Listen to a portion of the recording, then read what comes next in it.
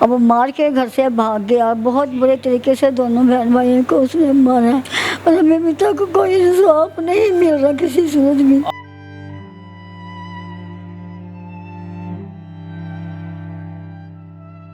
پیر میں رسی باندھی ہے، پیچھے ہاتھ کر کے اس کی رسی باندھی، پھر گلے میں رسی باندھی ہے، اور بہت اذیت دے کے اس نے مارا ہے میرے بچوں کو۔ وہ ملزم سفیان ہے، وہ جب بھی تاریخ پر آتا ہے وہ کاٹن کا سوٹ پہن کے شیپ شوپ کروا کر آتا ہے، جیسے وہ عدالت میں نہیں آ رہا ہے، وہ کسی کے فنکشن پر جا رہا ہے۔ بس اس نے کہا تھا کہ تم نہیں کرو گے تو میں شادی کر لوں گی، میں نے شادی اسی سے کرنی ہے، میرا یہی شوہر ہے۔ ہم تو منتیں کر کر کے ایسے ہاتھ جوڑ جوڑ کے منتیں کر رہے ہیں کہ ہمیں انصاف دو۔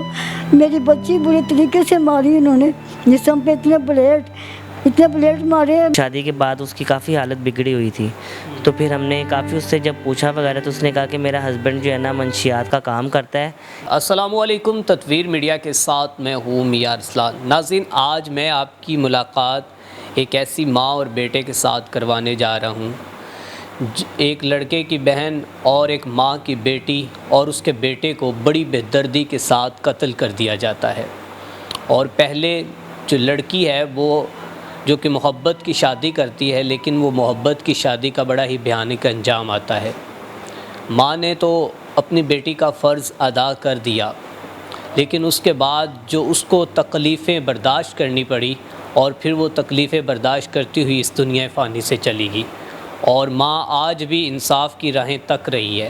آئیے اس ماں سے جانتے ہیں کہ معاملہ کیسے ہوا، اور کیا ہمارے قانون نافذ کرنے والے ادارے ان کو انصاف دے سکے ہیں یا نہیں۔ السلام علیکم۔ وعلیکم السلام۔ ماں جی، کتنے بچے آپ کے؟ میرے بچے 11 تھے، جس میں سے 2 چلے گئے اللہ کے پاس، جن کو قتل کر دیا اس نے، سفیان نے۔ یہ بتائیں کہ بیٹی نے شادی خود کی تھی یا آپ نے کی تھی؟ اس نے کہا تھا یہ لڑکا مجھے پسند ہے، میرے معیار کے مطابق ہے، میری شادی کر دو اس سے۔ میں نے کہا چلو ٹھیک ہے، کہ مجھے خوش رکھے گا، بہت ہی اچھی کا کام کرتا ہے۔ میں نے کہا چلو کوئی بات نہیں، اس کی پھر شادی کر دی۔ جب بچی نے کہا تھا تو آپ نے کوئی انکار بھی کیا تھا کہ میں فی الحال نہیں کروں گی، انتظار کرو، یا اس کے بعد کہ اس نے دھمکیاں دی ہوں کہ میں خود کو کچھ کر لوں گی، یا اس طرح کا معاملہ؟ بس اس نے کہا تھا کہ تم نہیں کرو گے تو میں شادی کر لوں گی، میں نے شادی اسی سے کرنی ہے، میرا یہی شوہر ہے۔ میں نے کہا چلو ٹھیک ہے، بچوں کی بھی بات ماننی چاہیے۔ بالکل۔ مگر وہ کچھ عرصہ، چند سال رہی۔ اس کا ایک بیٹا ہے، جو بیٹا بھی وہ اس نے اپنے پاس رکھ لیا تھا۔ بس وہ اس قاتل کو کیسے جاننے لگی، کیا معاملہ ہوا؟ بس وہ پڑھتی تھی نا کالج میں، کہیں اس کو وہاں مل گیا ہوگا کالج کے اندر، تو بس ہمیں پتہ نہیں چلا۔ تو بس آپ لوگوں نے شادی کر دی؟ ہاں جی۔ شادی کے بعد کیا معاملہ ہوا؟ بس شادی کے بعد وہ ہمیں ملنے نہیں دیتا تھا، وہ بڑی مشکل سے ملنے کے لیے آئی ہمارے پاس۔ تو اس کے بعد اس نے، بس میں گھر میں نہیں تھی، جو میرا بیٹا ہے محمد طالب، اس کو مارا اس نے، پھر میری بیٹی تھی اس کو بھی مار دیا اس نے، بہت بے دردی سے مارا اس نے۔ ابھی تک ہمیں انصاف نہیں مل رہا، ہم کہہ رہے ہیں کہ ہمیں کس طریقے سے انصاف مل جائے، ہماری کوئی بھی نہیں فریاد سن رہا۔ ہم تو منتیں کر کر کے ایسے ہاتھ جوڑ جوڑ کے منتیں کر رہے ہیں کہ ہمیں انصاف دو۔ میری بچی برے طریقے سے ماری انہوں نے، جسم پہ اتنے بلیڈ مارے ہیں، میرے بچے کو بہت زیادہ تشدد کیا اس نے، پاؤں باندھے ہیں، پیر میں رسی باندھی ہے، پیچھے ہاتھ کر کے اس کی رسی باندھی، پھر گلے میں رسی باندھی ہے، اور بہت اذیت دے کے اس نے مارا ہے میرے بچوں کو۔ اچھا، بیٹی کے جسم کے اوپر بلیڈ مار کے مارا؟ ہاں جی، اس کو گلا گھوٹا، انگوٹھے کا بھی گلے پہ نشان تھا اس کے، اتنا بڑا تصویر کے اندر ہے اس کے گلے کے اوپر نشان۔ اس نے گلے پہ دوپٹہ باندھ کے اس کو مارا ہے، اب جسم کے اوپر نا دوسرے کپڑے پہنا دیے اس کو، جسم کے اوپر اس کے بلیڈ تھے بہت زیادہ، اور اس نے کسی کو پتہ نہ چلے، تو اس نے اوپر سے اپنی بیوی کو تو چلو آپ کے داماد نے قتل کر دیا، تو آپ کا بیٹا تو بے قصور تھا، اس کو قتل کرنے کی کیا وجہ تھی؟ اس کی وجہ یہ تھی کہ وہ ان کے بھیتی تھے، وہ جو پاؤڈر کا کام کرتا ہے، کدھر بیچتا ہے، کہاں سے لے کے آتا ہے، کیسے کرتا ہے، انہوں نے کہا یہ نہ دنیا میں ہوں گے، میری بیٹی بھی ہے، دونوں بھیتی تھے اس کے، نہ دنیا میں ہوں گے یہ، اور نہ ہی وہ جو نا ان کو کیا کہتے ہیں، یہ ہمارے کو بیان دیں گے۔ اچھا، اس نے ان کو اپنے راستے سے کیوں ہٹایا تھا؟ کیا کوئی اس کو اس کے اپنے سپلائی میں کوئی معاملات بن رہے تھے, کوئی مشکلات ہو رہی تھی, کیا وجہ تھی, اس نے مار ہی کیوں دیا؟ اس کا کوئی اور حل بھی ہو سکتا ہے. بس اس نے کہا کہ میرے ساتھ مل کے کام کر. اس نے کہا میں نے نہیں کام کرنا, میں اپنے گھر میں ہوں, بس میں اپنے گتے کی فیکٹری میں کام کرتا تھا میرا بیٹا.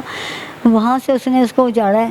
وہاں سے اس کو اجاڑ کے اس نے کہا کہ اب یہ اس کا میرا ٹھکانے کا سب کو پتہ ہے, جتنے میرے ٹھکانے ہیں, اور یہ جو سا نا میں ان کو مار دوں گا تو میرا پردہ ڈھک جائے گا. اب وہ مار کے گھر سے بھاگ گیا. بہت برے طریقے سے دونوں بہن بھائیوں کو اس نے مارا ہے, اور ہمیں ابھی تک کوئی انصاف نہیں مل رہا کسی صورت میں. آپ نے کوئی وزیر اعلیٰ آئی جی پنجاب سے نہیں گزارش کی؟ میں کبھی باہر کہیں گئی نہیں, مجھے پتہ نہیں کون سے وزیر اللہ کدھر ہے کدھر نہیں, ورنہ میں چلی جاتی. ہم تو ان مسئلوں میں کہیں پڑے نہیں کہ ہمارے کون سے پاؤڈر بیچتے تھے, ہم کون سے یہ کام کرتے تھے. مجھے کسی چیز کا پتہ ہی نہیں ہے کہ کیسے ہوتا کیسے نہیں ہوتا. یہ ہماری تو انہوں نے ہمارا پورا گھر ہی برباد کر دیا, پورا گھر ہی لوٹ گیا ہمارا. ناظرین, ابھی میرے ساتھ مقتولہ اور مقتول کا بھائی موجود ہے. وہ لڑکی جو کہ اپنے ہی خاوند کی بے دردی اور شفافیت کا نشانہ بنی. ان سے جانتے ہیں کہ پولیس کی انویسٹیگیشن کیا کہتی ہے, پولیس ان کے ساتھ کتنا تعاون کر رہی ہے. السلام علیکم. وعلیکم السلام. سر کیا نام ہے؟ شاہ نواز علی. کیا کرتے ہیں آپ؟ سر میں رکشہ چلاتا ہوں. رکشہ چلاتے ہیں آپ, تو کوئی بڑے بدماش بھی نہیں لگ رہے, یا کوئی آپ کی کوئی گھریلو کوئی دشمنی ہو لوگوں کے ساتھ, اس طرح کا بھی معاملہ نہیں؟ پھر آپ کی بہن اور بھائی کو کیوں قتل کر دیا؟ سر ہم نے کبھی گھر میں کسی جانور پہ تشدد نہیں کیا, تو کسی انسان پہ کیا کریں گے.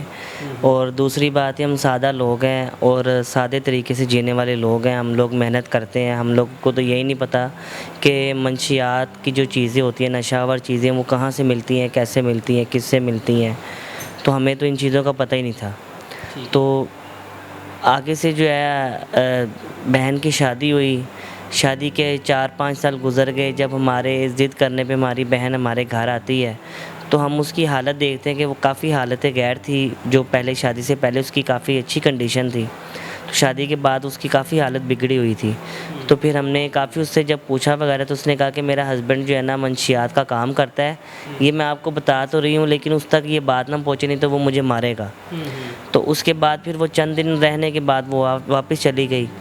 پھر 2-3 ماہ 4 ماہ گزرنے کے بعد پھر دوبارہ اس سے ہمارا رابطہ ہوتا ہے. تو اس کے نا آگے کے جبڑے کے سارے وہ دانت توڑ دیتا ہے مار مار کے, اور اس کا جو بیٹا ہے وہ اس کو جو ہے نا اپنی بہن کو دے دیتا ہے, یعنی کہ ہماری بہن کی نند کو دے دیتا ہے. مطلب کہ اس شخص نے اس کو قبر تک پہنچانے میں کوئی شفافیت کی انتہا کوئی ہو وہ بھی اس نے نہیں چھوڑی, انتہا کر دی. جی بالکل, جی بالکل. مجھے بتائیے گا کہ مختصر کہ اب پولیس کا اور قانون نافذ کرنے والے اداروں کا آپ کے ساتھ کتنا تعاون ہے؟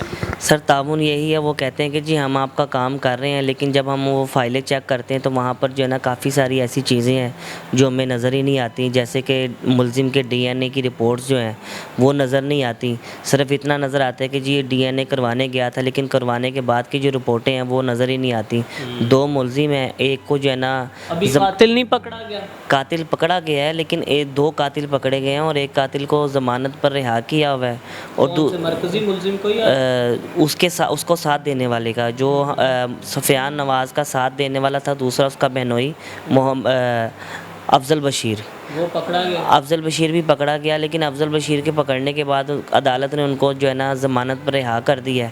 اور جو ملزم سفیان ہے وہ جب بھی تاریخ پر آتا ہے وہ کاٹن کا سوٹ پہن کے شیپ شوپ کروا کر آتا ہے, جیسے وہ عدالت میں نہیں آ رہا ہے, وہ کسی کے فنکشن پر جا رہا ہے.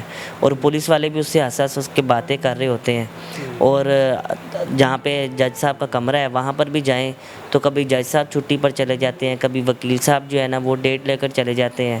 اور اسی طرح سے جو ہے نا ہم پریشان ہو کر سوشل میڈیا کا سہارا لیا کہ یہاں سے ہی ہمیں شاید انصاف مل جائے, کیونکہ قانونی ادارے جو ہیں, قانون نافذ کرنے والے ادارے, ان سے تو ہمیں انصاف مل ہی نہیں رہا ہے. اور ہم تو پریشان ہیں کہ ہم جو ہے نا وزیر اعلیٰ پنجاب محسن نقوی صاحب سے بھی درخواست کر چکے ہیں, لیکن وہ کوئی ایکشن لینا ہی نہیں چاہتے, یا ان کو انٹرسٹ نہیں ہے ہم غریب لوگوں میں, سفید پوش لوگوں میں, یا جو سیدھی سادہ زندگی گزارتے ہیں ان لوگوں میں ان کو کوئی انٹرسٹ ہی نہیں ہے. وہ تو کہتے ہیں یہ تو مر رہے ہیں تو اسی طریقے سے مر جائیں, ہم ان کے لیے جو ہے نا کوئی جو اقدام نہیں کرنا چاہتے. ٹھیک ہے.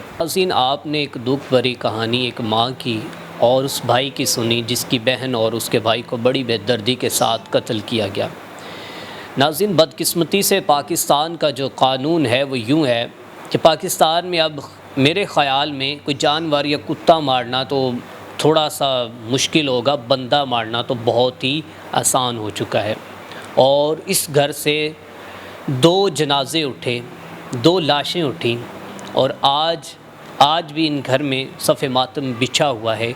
और आज भी जब हम इंटरव्यू कर रहे हैं तो इस घर के जितने भी फैमिली मेम्बर्स हैं उनकी आंखें नम हैं और हमारे कानून नाफिज करने वाले अदारों के दरवाज़े खटखटा रहे हैं, उनसे इल्तिजा कर रहे हैं और उनको अपील कर रहे हैं कि खुदा के लिए हम भी इस पाकिस्तान के बाशिंदे हैं और हमें इंसाफ दो। लेकिन पाकिस्तान का कानून कुछ यूँ है कि हमेशा जो तवाना मकड़ियाँ हैं वो निकल जाती हैं जाले से और जो कमज़ोर मकड़ियाँ हैं वो हमेशा फंस जाती हैं। ये वही कमज़ोर मकड़ियाँ हैं जो कि जाले के अंदर फंसी हुई हैं और इंसाफ की दुहाइयाँ दे रही हैं। इसी के साथ अपने मेज़बान मियां अरसलान को दीजिए इजाज़त। देखते रहें तत्वीर मीडिया।